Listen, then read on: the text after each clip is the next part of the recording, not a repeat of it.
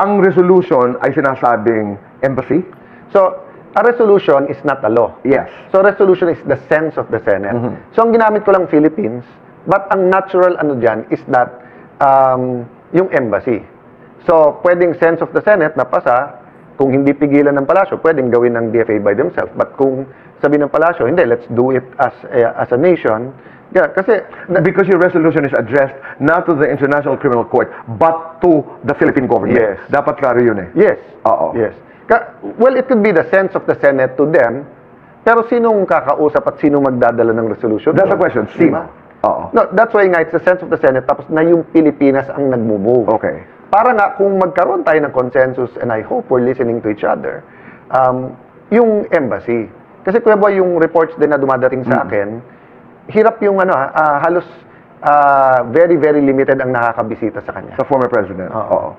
Medyo sobrang stricto daw. Yun din ang Yes. So, for naririnig. example, the former Executive Secretary Miguel Diaz, who was his lawyer noon, hindi na daw siya makapasok kasi hindi na siya lawyer. Even if he's his best friend. Diba? Okay. I don't know the other family members, etc. I don't really know. But I do know na pag nakakulong ka, ganyan kang age mo, how many na mga seniors natin nung pandemic, hindi sila nakakulong sa sariling bahay. Pero they couldn't see their children or their grandchildren or their friends. How many sa kanila nagkaroon ng mental health problems? Eto pa kaya na maligalig yung ex-president mo, suddenly nandun ka. Okay. Ikaklaro ko lamang. So, itong house arrest na ito is proposing for an embassy arrest in The Hague. A house or an embassy? House in Netherlands. Yes. Ikaklaro Netherlands. Ang unang reaction, may mga nag-react na, ano to, makakauwi na sa Davao? Hindi. Makakauwi na sa Pilipinas? Klaro lang natin that what you are proposing is a house or embassy arrest in Yes. I'm adding my voice kasi meron na pong nagsabing interim release Okay. at under the rules ng ICC, kailangan pumayag yung ICC member state. Pero sa kakabasa ko, parang, yun nga, sinong ayaw pumayag, sinong gusto, tapos yung sinasabi nga ng court na baka mahirap pabalikin siya doon, and then yung sinasabi ng mga kritiko, na baka naman manduhan niya yung mga nandito na ituloy. Kasi, I don't know if they mean kasi mayor siya or may influence pa rin siya dito, whoever, no? So, yun yung akin naman sagot. Eh, paano kung sa Hague mismo siya ma-house arrest? They rent a house or whatever, or sorry, Kuya Boy, the other thing na pinagugutan ko doon is, remember, Joe Masison was granted by Netherlands asylum. And he's been there, and the Philippine government has always been saying, ongoing yung communist rebellion dito, may killings na nangyayari, may killing fields, etc., etc. And the asylum stood. Di ba? So, sa akin, kung yun nga asylum, malaya siya doon, anyone could visit him. Leaders visited him there. Leaders from all spectrum of Philippine society around the world, di ba? He was able to publish, he was able to text, hindi ako nagkakamali. Di ba? Si Armina ba? Or, meron pang ano nun na sikat na bumisita sa kanya, no? But ang point ko, Kuya, well, maraming sikat. Ang point ko, Kuya Boy, kung pwede yon sa kanya, eto mas restrictive to, ha. Pag sinabi mong house arrest, Kuya Boy, modern na ngayon. So, unang-una, meron yang monitor sa paa. Para pag lumampas ka, kahit sabihin mong sa pinto lang, tutunog yon, dadaling ka na ulit sa kung saan.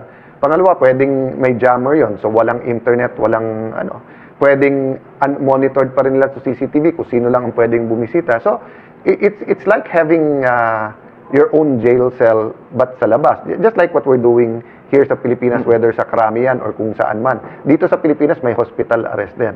Kaya lang, hindi ko kasi sure kung papayag ang Netherlands. Okay. But since ang Netherlands host ICC, yun yung una kong tinignan. Number 2, may embassy tayo doon.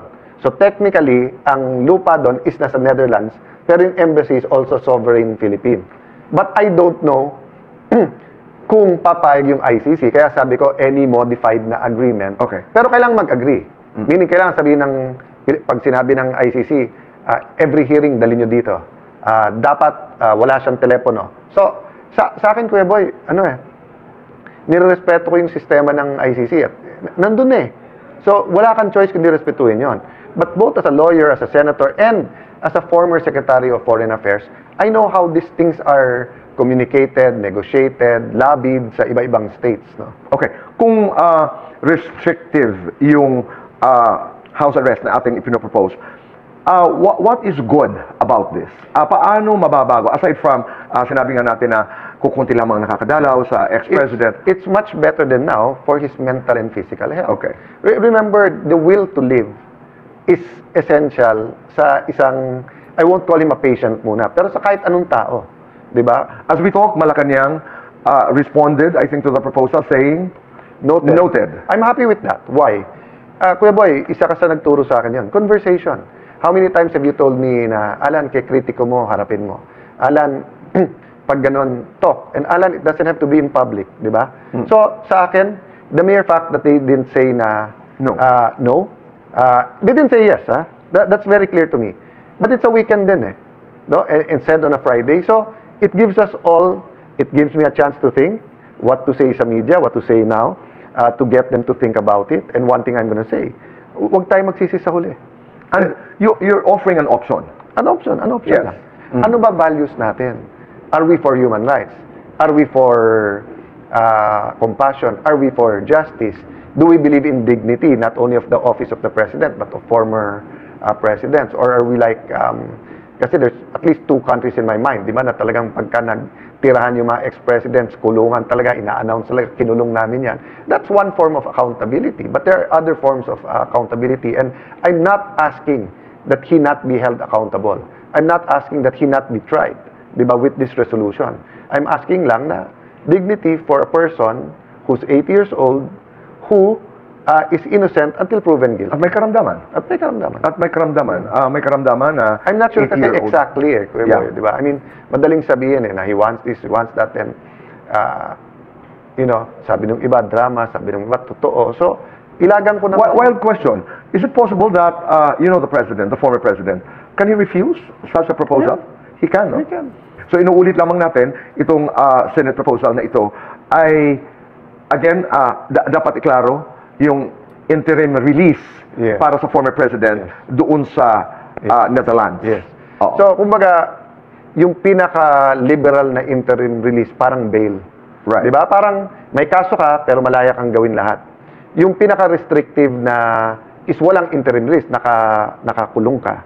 Now, in between that, di ba, meron yung mga jails na low security, meaning you can go around kahit sinong bisita. Then, meron ding house arrest. Di ba? Tapos sabi ko nga, any modification, pwede rin. At saka doon sa mga nagtatanong, is this even possible? It's within the rules eh. Okay. At may president, di ba? The president. Sabi And ko. I'm asking nga for a diplomatic effort.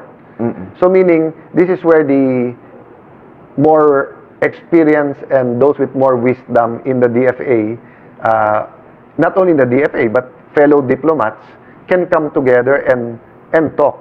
So it could be a member state that could also move. Okay. Nangyayari, nagaganap yan. Okay.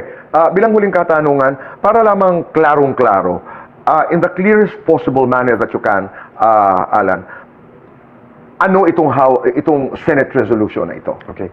The Senate resolution is asking that maging clear yung sentiment ng Senate and the Philippine government move to find a way, in accordance with the rules of ICC, that President Duterte will not be that isolated inside their jail by means of any form of interim release, maybe a house arrest in the Netherlands or in the Philippine Embassy.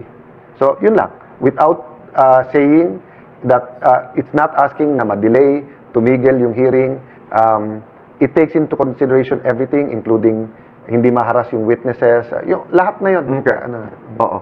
Considering yung sinasabi natin that you are recognizing yung kalagayan ng dating Pangulo. Siguro in the most simple way, Kuya Boy, Yes. it recognizes the problem on both sides, but it's proposing a solution na sana. But they're radicals, di ba? Yung iba na, anything less than his return to hindi namin accept. Hindi tayo yun eh. Iba kalagayan niya. Yung kabilang radical na He has to be... sabihin, ang kulang lang, sabihin, crucify him. No, that's why nga may human rights framework ka eh. Di ba? That's why nga the word dignity is so important there. At ang iyong paniniwala, itong proposal na ito ay nagpapakita noong sinasabi nating dignidad, compassion. Yes, and I never said it's perfect. So, in the process ng Senate, if some of the senators say, kulang, sobra, ayusin, You're then we open. can do. And even if hindi pa rin perfect yung output, Malacanang has control of the diplomats, of the DFA, di ba? So, of our foreign policy. So, the representations that can be made there is actually unli. Right. At katulad ng parati kong sinasabi, maganda yung mga ganitong pagkakataon because the conversation is alive. Yes. Oo. Conversation is important, Kuya It Boy. is. So, even, I mean, we can spend a week talking about murder, killings, extrajudicial killings, and I can say, no, I value every single life. Hindi yan yung issue yan. And that's the most important issue dun sa case dun. But hindi yan ang tinutukoy natin yun. Tuloy yung issue of whether or not extrajudicial killing, tuloy yun whether or not it's crime against humanity. Hindi yung pinag-uusapan. Ang pinag-uusapan natin, yung namang buhay nung ina-accuse na under international and local laws is he's presumed innocent until proven guilty. That's right. Maraming salamat. Thank you.